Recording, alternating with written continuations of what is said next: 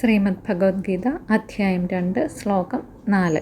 അർജുന ഉവാച കഥം ഭീഷ്മമഹം സംഖ്യേ ദ്രോണം ച മധുസൂദന ഇഷുഭിഃ പ്രതിയോത്സ്യാമി പൂജാർഹാവരിസൂദന.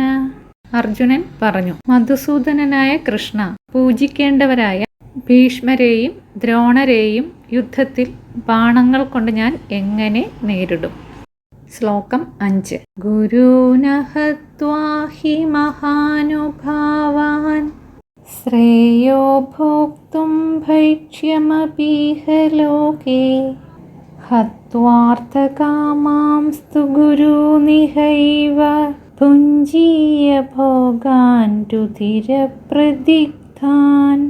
മഹാനുഭാവന്മാരായ ഗുരുക്കന്മാരെ വധിക്കുന്നതിനേക്കാൾ ശ്രേയസ്കരം ഈ ലോകത്തിൽ ഭിക്ഷാന്നം ഭക്ഷിക്കുന്നതാണ്.